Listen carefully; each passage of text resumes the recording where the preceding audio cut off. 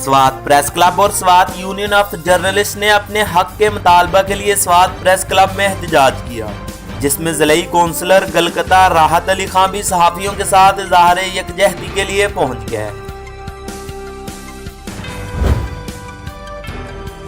Kamalia DPO Toba taxing के हुक्म पर पुलिस और हसास अदारों का सर्च ऑपरेशन थाना सदर कमालिया की हदूद चेक नंबर 710 गावबे में किया गया। ऑपरेशन के दौरान 46 घरों की तलाशी ली गई और 68 अफराद की बायोमेट्रिक तस्दीक की गई। सियालकोट चोर बेलगाम सिटी सर्कल पुलिस वारदातों पर काबू पाने में बुरी तरह नाकाम। चोर पुलिस के लिए चैलेंज बन गए। 2 थानों की हदूद में 2 बड़ी वारदातें। सीसीटीवी फुटेज मिलने के बाद भी सिटी पुलिस हाथ मलती रह गई।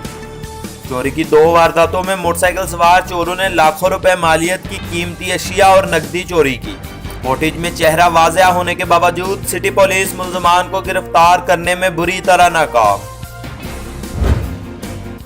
चिन्योट मार नहीं प्यार का दावा उल्टा हो गया। गरीब बच्ची को घर से अंडे चाय न लाने पर टीचर ने तशद्दुद का निशाना बना डाला। दूसरी क्लास की तलबा ईमान फातिमा को अंडे चाय की फरमाइश की। टीचर की फरमाइश पूरी न करने पर तशद्दुद का निशाना बनाया, स्कूल से निकाल दिया। बच्ची के हाथ पर सख्त चोट के निशानात। वालिदैन ने टीचर के खिलाफ कार्रवाई का मुतालबा कर दिया। लोधरा बेहिंगम ट्रैफिक के कंट्रोल और हादसा से बचाव की हफ्तावार ट्रैफिक मुहिम का एहतमाम हो गया। असिस्टेंट कमिश्नर का कहना था ट्रैफिक कवानीन की पाबंदी मुहज़्ज़ब माशरों की अक्कासी करती है।